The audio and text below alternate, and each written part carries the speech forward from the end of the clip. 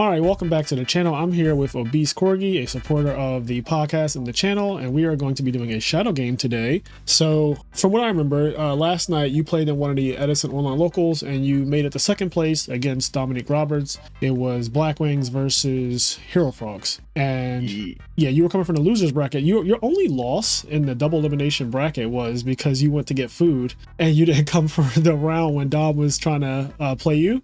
So you actually didn't lose to anyone until you played in the finals. Technically, it's actually pretty good. Yeah, it was pretty crazy. The reverse food sweep. Yeah, but you did reset the bracket in the finals. There was grand finals, you playing from the loser side, Dom playing from the winner side, and you won the first set, and then you guys went to game 3 in the second set and he was able to take it. So it is hard to completely reverse a bracket and win the whole tournament. Like you said, it was late, fatigue sets in, all that good stuff. But yeah, so far I'm going to be playing Hero Frogs. This is just my exact list from Y6 Indianapolis, no changes whatsoever. And honestly, I'm not really sure what I'm going to do about nationals in terms of like changes or whatnot. Haven't really been playing too much since Indianapolis, to be honest. I've been making a lot of content, but we shall see. I'm going to host. Alrighty. Well, good luck, duelist. Thank you. Good luck to you as well. Uh-oh, my die is matching whatever you're doing. Okay. Got him. Good luck, have fun, all that good stuff. Oh, man. Okay, this is an interesting hand. I have two very different ways of playing it. I think that what I'm going to do is this. We'll see how this works out. All right. So I guess like my question here would be like blind. Like obviously I know you're playing Hero Frog. Yes. We discussed that, but obviously I've always heard you talk about like we just don't attack set cards. So, well, if I'm playing Black Wings, that is a bit different. Yeah, I feel like I kind of that was even like a play I messed up yesterday, even where I had a dust shoot and I just put back the wrong thing. It's like I think that Dupe Frog's kind of crazy. Yeah, Dupe Frog is a very good card. We will banish this guy. Bora, okay, that's good to see. Normal summon. Yep, sounds good. Special summon. Okay, there's another one. Yep, this is good. We'll go effect.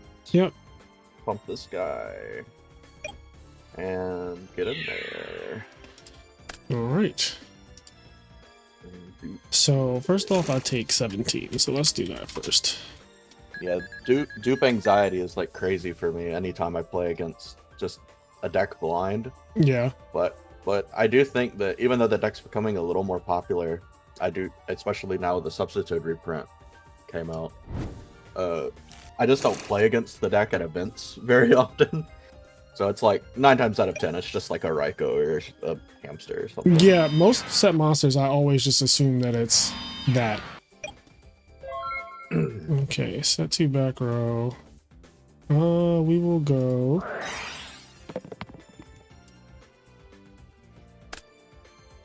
So it landed on a 4 on even, so this one. Legacy. Yeah. It didn't get the +1 this time, but hey, it works. Yeah. Alright. One thing I wanted to mention as well is just that like I really have been enjoying the podcast. Like I know like your thing is you always ask people which episode's your favorite and stuff like that. Yeah. So I do remember one distinct episode that I like sometimes even go back to just because it's so crazy. And it was the Kanye shenanigans episode, and it is a good listen. If anybody has not listened to it. Yeah, man. Kanye has in the last couple of years, he's just been so unhinged. And I'm like, all right, bro. Like I can't follow you into this dark road the way things have been going lately. No, I mean it's a shame. I really love his music. But, same. But then it's just like the antics. I can't deal with the antics. All right, so we're here. Okay, I'm gonna go summon. I think I have to do this. Yep. Yep.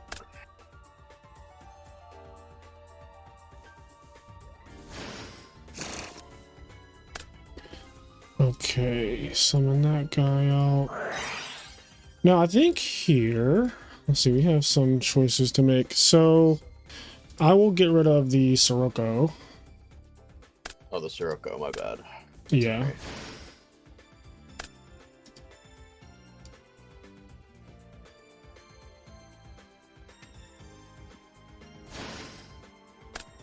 Swap top. Yep.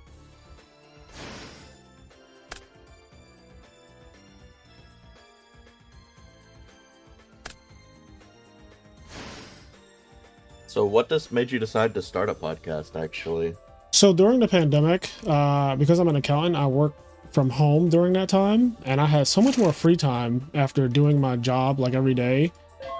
I had so much more free time than I ever had before, and Kenny was already streaming on Critical Hit Plus, which is his Twitch, and I would tune into the stream. We've been friends for over a decade, so I would tune into the stream and just see how he was doing it, entertaining people and stuff like that. And me and him historically have had conversations that lasted for hours, just talking about nerd stuff all the time, but not recording them. And so one day in 2021, I was like, what if we just started recording our conversations that we already have that last for hours? And he was like, I mean, I'm down. And that literally was the birth of the podcast, like right there, basically. That's great. Yeah. I've always wanted to try something like that with a friend or two, but hey man, I mean, you guys have been killing it. Thank you. I appreciate that. Yeah. Oh man, I feel like I kind of only have one line here, but not the proudest of it. Let's do this. Yep.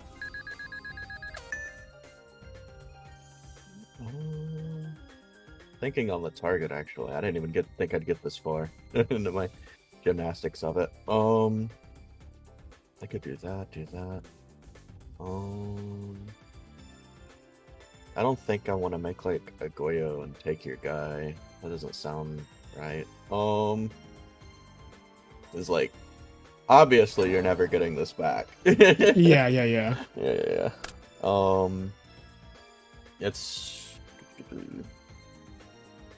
It's really just between like, do I want to make Stardust? Do I want to make okay, so I summon this guy. Yep. I guess I could try to play around like Econ or Soul Exchange here, which are probably more prevalent in your deck than anything that is Stardust. Soul Exchange is like, gone, but Econ and Brain Control are not. Yeah, so we'll just do this. Yep, you gain 100. Yep. Let's see. You know, gain a little bit of that life back. Yeah, nothing too crazy.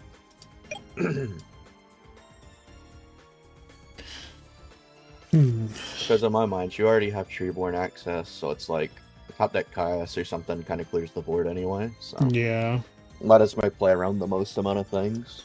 Maybe I'll bring you back Treeborn here. It's interesting because you haven't seen Ashura yet, and although I guess my play does just actually lose the top deck Kaios because you just banish for 1,000. If I draw the best card in my deck right now, then yeah, like it, you know, like you could draw Dark Arm here as well. Yeah, we're both on some scary top decks. Let's see another one. Yep, that one's pretty good. We'll play that. Oh geez. 1/2. Yep. Those are two really good cards.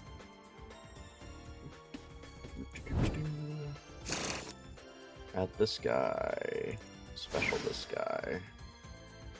I think we're just gonna make Goyo. Swang.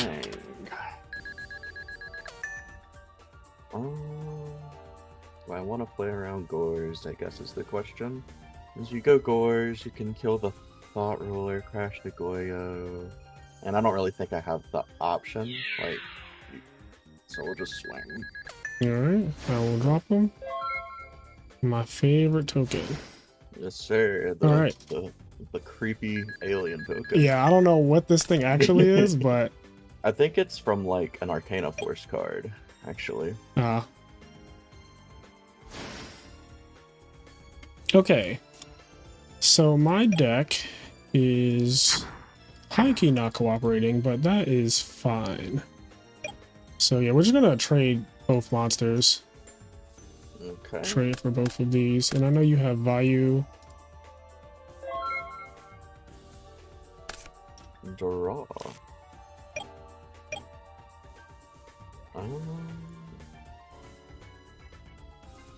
Normaling value doesn't really do anything.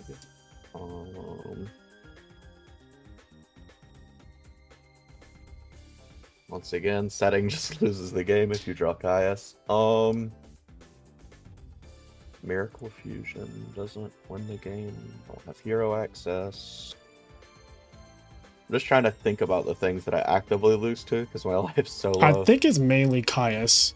But like there's one Caius in the grave, so there's only two left. One. 2 out of 25. What are those odds? Let's do the math.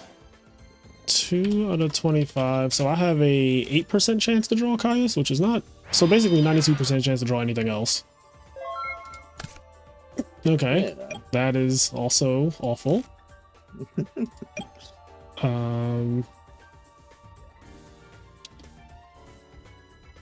Alright. Alright.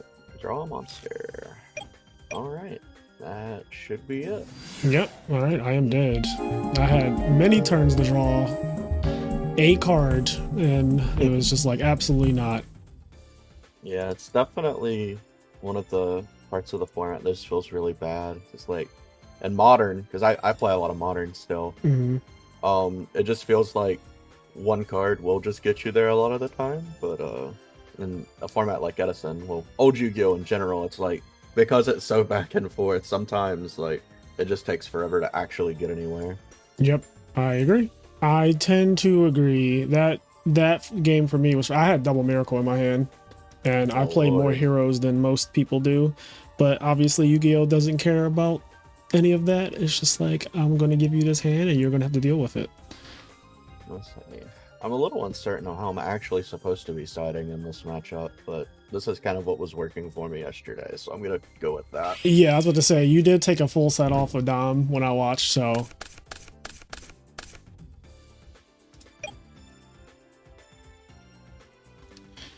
Okay.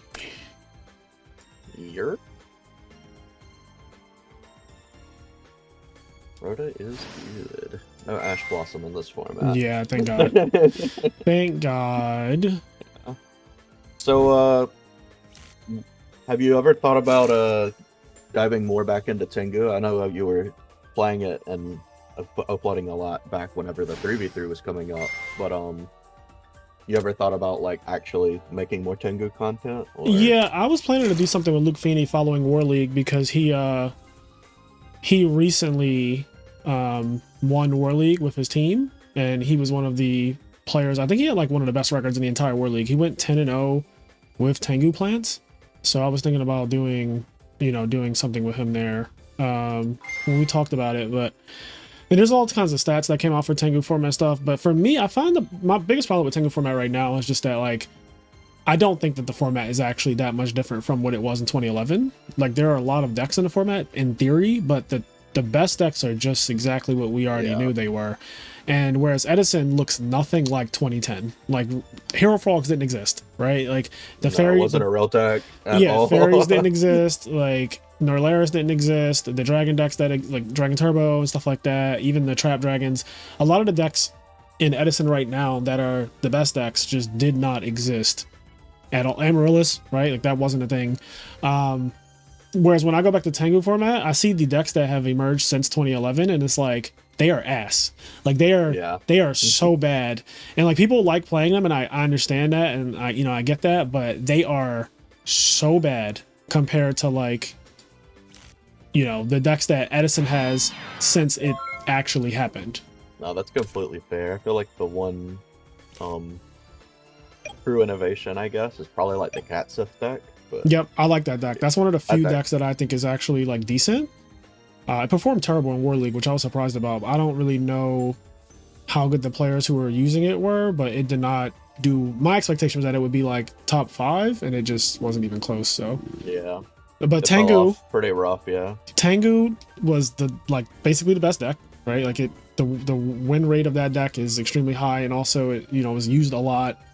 And also the person who had like one of the best records in the entire War League over the course of 12 weeks or something, he played that deck almost every week. I was just like, yeah, I mean, this is what I expect. Like, if you're good and you play Tengu plants, it's really hard to not do well with it. Oh man.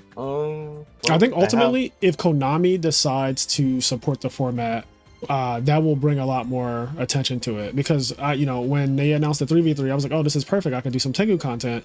But then they just went right back to doing Edison only Ultimate Time Wizard tournament. So it's like, all right, well, like Konami is the driving force. Yeah, no, 100%. Like, people have to want to feel like there's a reason to play it, right? Yeah. Yep. Oh my. El Clasico. Yep. Let's go battle. Yep. 200. Swang. I'm gonna set this guy and pass back to you. Okay. I'll definitely have a question about this game after the fact. Okay. Yeah.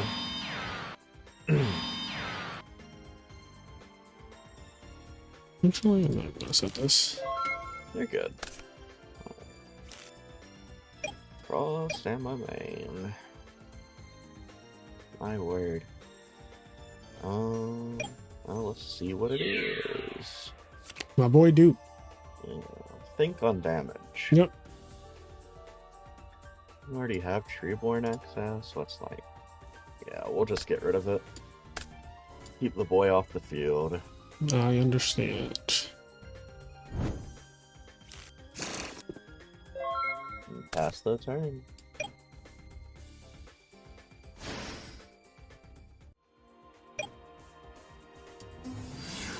Summon. Yes, sir. We'll go battle. Attack. Yep.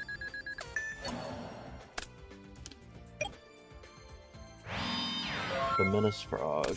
Yeah. Unifrog's my boy. Oh, that card's crazy. Don wasn't playing it last night, which I was surprised about. I guess he had some bad experiences with it, but I love Unifrog. No, it's been crazy every time I've played it. Definitely my favorite. I remember back in the olden days, one of the reasons I guess this is onto the frog tangent. One of the reasons I've really wanted to try frogs again, or hero frogs, is one of my first decks that I built like competitively. Well, a deck that I tried to homebrew a competitive build was playing Substitodes, Junk Synchrons, and Wetlands and stuff like that. Oh, you went full tilt. Yeah. And I was like, I was I was still in high school, I was like, oh yeah, this is so cool. I have a Wetlands, the submarine frog, and I make a junk warrior, and then he gets really big. Yeah, Wetlands, I know Ronick has worked on a build, and I actually asked him for a build this year, I think, because somebody wanted to play a shadow game, but we were going to use decks that were not like meta, and I was like, I need a Wetlands build, because I do think that there's something with that, but maybe not against the real meta of Edison. Like, maybe you have to play it with like other stuff. Like, my first actual competitive deck that I built and I played for so long when I was younger, because I was in school, I didn't have money. Yeah. That was Gladiator Beasts, because for the most part everything was cheap. The only thing that was really expensive was gosh, I can't even remember his name. Big guy. Heraclinos. Heraclinos was like 100. He was like $200 maybe. I know he was expensive, very expensive. But he got like a reprint, like in one of the sets. It was a special edition, yeah. And me not understanding how to buy singles back then, I was like, oh well, Yeah, we might as well do this, because this is, how much is this? Like 4K? It's just so much. That is a lot. It's a big swing. I wish. Would be nice. Alright, we're gonna bounce. I think we're gonna bounce this back to our hand. And yeah, we'll just pass. All right. Not many options. Well, there's a couple things. I guess we're gonna send do this. Yep. And we'll do this. Yep. I just realized I forgot to attack for 400. Not paying full attention here. I figured there might have been a reason behind it, but I just was like, oh, okay. Yeah, maybe no, know something I just, don't. Whenever I record and like we're having a conversation, I just completely blank on like regular Yu-Gi-Oh stuff. Oh wow, this is, oh my god, what just happened? Gotta set the fort. It's Jeez. a big guy. That's a lot of back row. All right. I mean, we didn't come this far just to come this far. I mean, yeah. I mean, fair enough. I'm gonna change this and set this. Yep. All right. Yep. The defense of that thing is 1,000, right? Yeah, it's a. Yeah, it's 1,000 now. All right. Yeah, so just attack. Yeah. Yep, that is good. All right. There wasn't much to that one. That one. Yeah. I mean, it is what it is. Yeah, literally that. I kind of felt like Book was like the least performing card in the list. I know a lot of lists have been cutting the card. It's good against. It's good for Shura, obviously, and then it also weirdly helps in a mirror match too, like Sirocco pumping and all that nonsense, and you know, and also like bottomless trap hole is insane. But if you have Icarus attack and Book of Moon, it's really good because they go bottomless, you go book your guy, and then you can set your Icarus, and now they can't like really get past that. So it has really good interactions. It's just that at the same time, it also can be really bad. Yeah. Like, I don't like Book of Moon as a card, but in Black Wings, it's the only deck that I could see actually playing it and it being good in that deck. It can also, like, help with the dupe block as well. Right. Yeah. That's why I was like, I'll try it, you know, see if that works. Yeah. It just never came up. That's fine, though. I agree. What do we... It's like, man, I'm gonna get roasted so hard for setting all these cards. Oh, no. I think that game... I had a second Miracle in my hand. I drew 2 Miracles both games. Like, I don't think that game was really winnable in the state that it was at that point, right? Like, when Zero attacked for 4,000, I was like, I can't imagine losing this game right now. Yeah. Even if I don't attack for 400 on Unifrog, I was like, that shouldn't matter. Like, this game is just... I was holding the Heavy Storm and... Yeah. I think we're just gonna run this out and pass. Alright.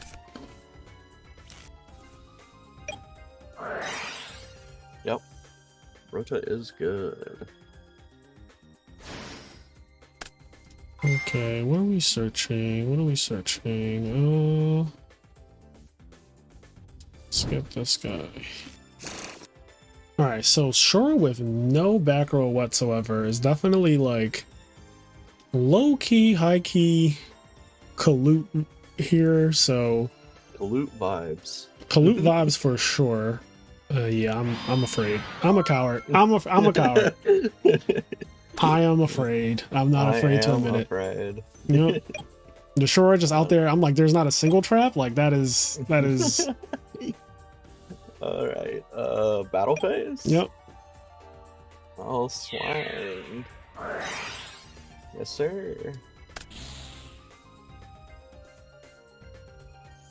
Alright, main 2. I'm gonna set this, and throw it to you. Alright, stand by main. Good? Yep. Alright. And when Blackwing sets, it always gets my mind wondering. So usually in games 2 and 3, I think, oh, it could be Fossil Dino, but not in this situation. It's definitely not. So I would assume that this is just value. I'm going to hope that it's just value anyway. So let's see what this is. Let's see if you're up to some tricks. Oh, it could also be this. Yes. All right. So these go just trying away. to bait Caius, I guess. But Yep. And then show hand. Oh god. Gores, Mirror, Geki, Break, Alias, which I already knew. Yep. And so what I was thinking was, I was like, all right, I kind of want to play around Icarus attack here in case that it is that. Yeah. Because I drew Substo for the turn. I was like, all right, we will attack and see what happens. In main phase 2, we'll go Toad, but Deck Devi definitely put a little wrinkle in my plan. Okay, so now I got some choices. We got some choices, so... Alright. Draw. Let's turn 1. Stand by main. Mm-hmm. Definitely an interesting spot to be in. Yes. It's one of those things where it's like you do a line and you're like, oh man. My first instinct was just to do something else, and it did not work. I don't know. That's my biggest problem as a player. I think I have like the play that's right, and then I like outthink myself into doing something because I just try to be cute too much. Well, here you do know exactly what I have. Yeah. So it makes it a little bit a lot easier usually to navigate exactly what you need to do to put yourself in a better position. But I don't know your 5-card hand, but all right, so let me mill a swap frog. Okay, my deck is screwing me hard.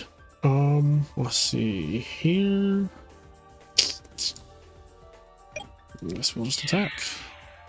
The swing is good. Draw. Stand by main. Yep. Normal summon. Sounds good. Special. Yep. Battle.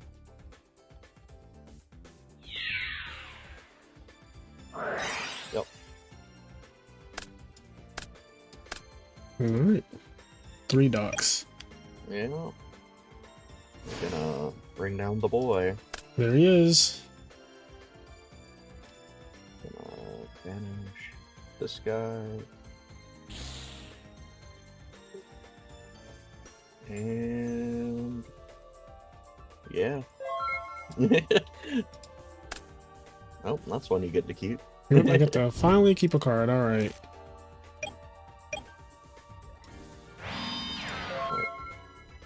And in draw phase, I say. Yep. Draw, stand by main. Let's see. I mean, I know what it is. Exactly. It's just a question of do you want to take 2800 or not? Right. Yeah. All right, let's get rid of him, or try to anyway. Yep, that'll be good. I'm gonna set this card right here.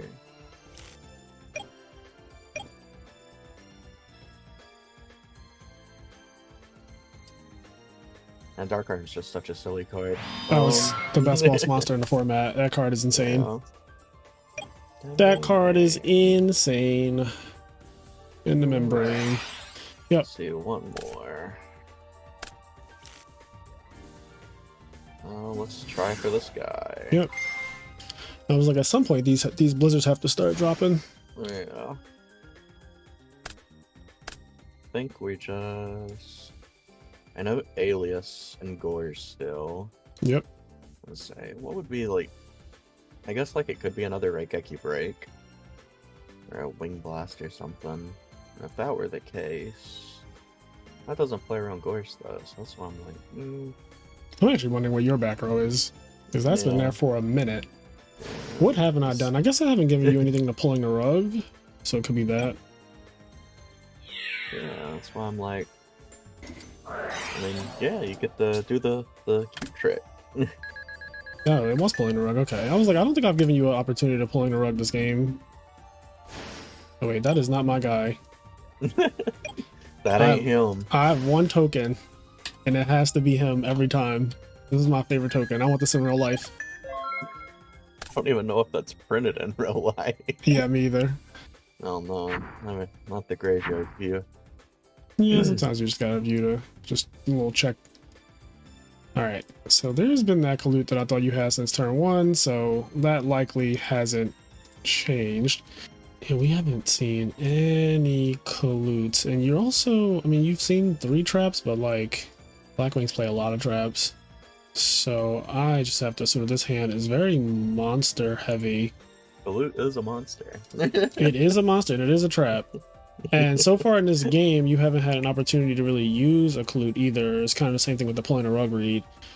Yeah. So I have to assume that you have at least that, because it's a 3-of. We've been playing for several turns now, so I'm just thinking about Yeah, well, okay, we'll do this. We will do this. Damage stuff? Yep. Okay, they're both gone. Take some damage. Okay. Alright, that's a card.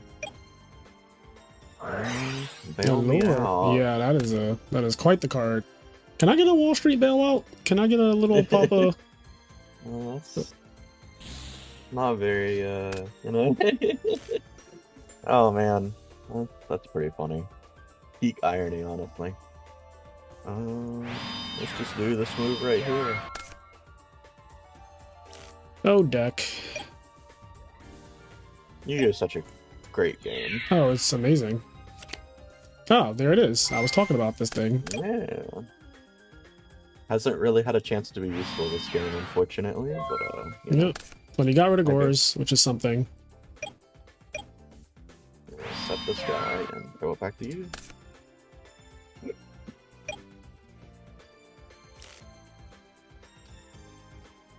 And there's still that alias lurking around. So. There is an alias. It is lurking. We're gonna summon him. Yep. Alright, alias, you're up. I have to do the thing. Yep. I'm down. That's incredible. Oh. Bro, I can't imagine what your hand is right now. It's pretty crazy. I literally can't imagine. Oh no, not like this. Alright. Yeah, that's gonna be it. What did you have? This is such a wild game. You did not have a Kalute on the turn when I crashed? Brain Control and Whirlwind. Jesus. So I had drawn this dead. The turn where you had just the Arm Wing and like 3 cards in hand, and I've been playing around Kalute since literally turn 1, I was like, well, if you were playing around Kalute on turn 1 when he only has 6 cards, he definitely could have one high. It's a higher chance that you have one now when you have drawn like 5 more cards. So I was like, it would be ridiculous for me to go for game because I could have summoned Alias and just tried to go for game. And I was like, oh god, you're at 44. If I get through with Gores, it's 400. 23 is 27 total plus 19. Which I think is that, yeah, I think that's more than 44. So I was like, I could just go for game, but I was like, if you Kalute me here, which is, it seems obvious that you would have a clue here, then I lose the Gores, and then I just have an Arm Wing token and a alias, which I didn't have a way to protect the alias, so you would just beat over with Arm Wing next turn. And I was also scared of like another copy of Blizzard. I had so many thoughts. Black Wings is the scariest matchup in the format.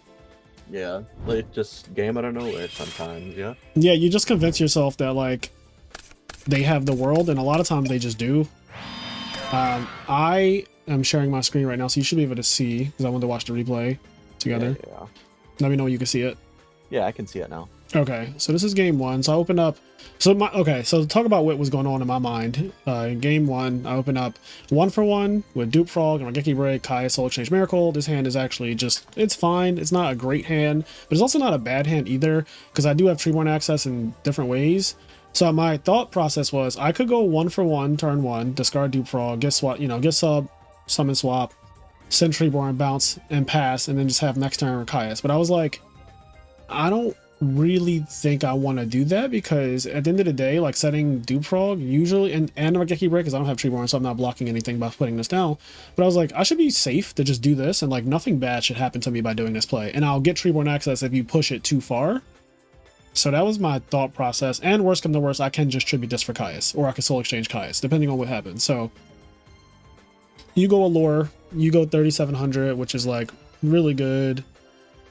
And this is what I meant by if you push it. So now I get this guy, and I have the Regeki Brick to convert it. So if you set a back row, I ended up hitting, I guess, the wrong back row in a way, because like I definitely want to hit the Solemn. So your Yada, even though I hit the Yada, it still did what it was supposed to do, which is draw. Oh, no.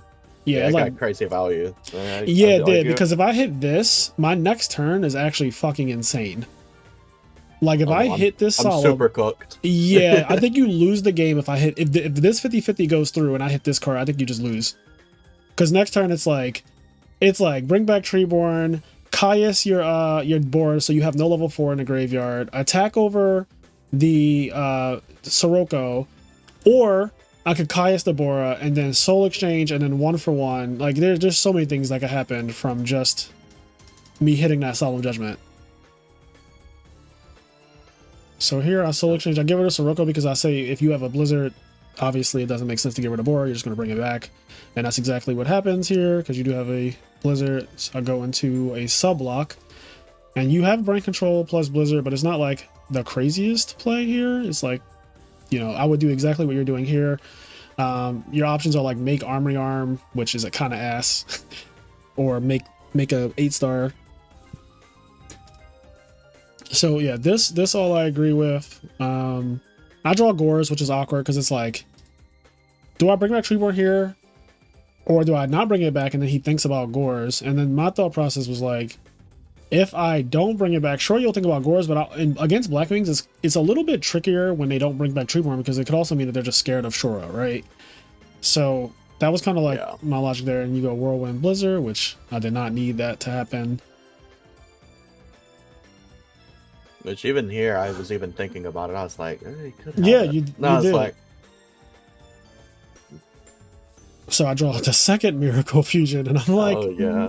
I'm like, nice. This is cool. Nice deck. I play Future Fusion. I play 5 heroes. I play Rhoda and Ecall. Just absolutely not. So that game, I lose game 1. I went first, and we got bopped. Game 2, the only decision I really feel like I had in this entire game was like, do I set Dust Tornado turn 1 or not? And I set Dust Tornado turn 1. You did have Whirlwind, and yeah, I ended up. Was there any reason why you didn't want to bounce the Stratos, I guess? I don't bounce Stratos. I know you do play. Yeah. I know you play more heroes. Yeah, so I do play Malicious Edge still in the deck. I sided out Infernal Prodigy. I don't like bouncing Stratos that much against Blackwings because... So you only have one monster that really beats over Stratos, and it's Sirocco, which, you know, you did have it, but I was like, okay, whatever. The thing is... Bouncing the Swap Frog when I can't protect it is just a way for your Shora to attack me. And then I get like pressured all of a sudden by Shora plus Gale or Vayu. So I don't have a way to protect a Swap Frog if I bounce it. And it's cute and all to get the Stratos +1, but it's not cute when I'm getting pressured by like Blackwing stuff. So that was pretty much my logic. Yeah. Yeah, I think the collude here made sense. Like you said, I already had Treeborn access, so it wasn't like you were giving me Treeborn access here. So I think that colluding there was fine because at some point you gotta try to push through before I start to do my froggy stuff. Yeah, because in my mind it was like if you're able to establish some sort of lock, I'm like my hand couldn't really deal with it at the time. So here's a live Miracle Fusion for the first time, and so now we're like, screw it, we're just gonna go all in. 4,000 damage. It's a little comforting to know that, you know, you had heavy the whole time, you know? Yeah. No, that's what I was like. I don't think that you did anything wrong because if I don't have heavy, then I have to play through all 4 of these back row. If I do have heavy, you're already up a game. You go to the next game. And I think that is actually how you played this the way I would have played it. Like, all right, I'm not winning this game if he has heavy anyway, right? Like, if I have it anyway, you're not fucking winning. So, yeah, no point in putting down 1 or 2 of them when you need all of them in that situation where you're like on the back foot against a 4,000 attack 0. It's like, bro, what do you want me to do? You want me to try to play 1-for-1 with his deck when he's playing frogs? Like, no. Yeah, no, that was just never happening. So I think long and hard about this, and I was like, I want to keep you off of level 4s in the graveyard for obvious reasons. So I just didn't attack, and I also was worried about Kalut because I said if you set no back row at all, in my head, you just have to have some number of Kalutes. So that is summoning this is intimidating by itself. Yeah, that's what I was going for, because I was like, well, you know, maybe he can waste some sort of removal on it, and then, you know, we got the clap back. Yep. So. Yeah, so here... I do think I should have maybe normal summoned this instead, just because, like, realistically, I feel like it would have baited more pressure if I would have normaled it, as opposed to just setting it. No, I kind of think that what you did is better, because you made me not go substitute. So if you summoned the Sirocco, I would have went draw for turn, standby, and I would have been like, are you activating anything?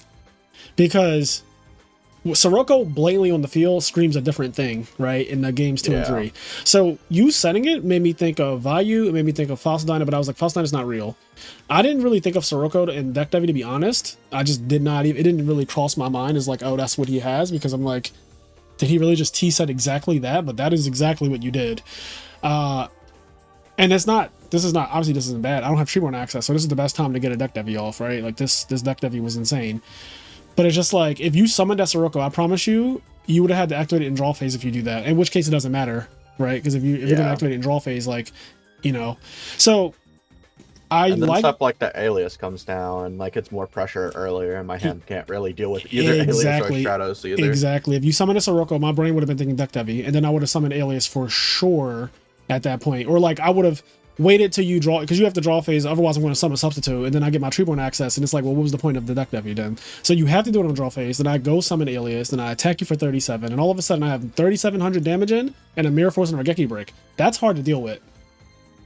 Like, that's actually hard to deal with. So setting this was actually insane. Like, this was really good, because I didn't really think that it was this, and it fucked up my hand too. Like, I lost 3 draws, or I lost these 2, and then I draw Swap Frog, I think, here.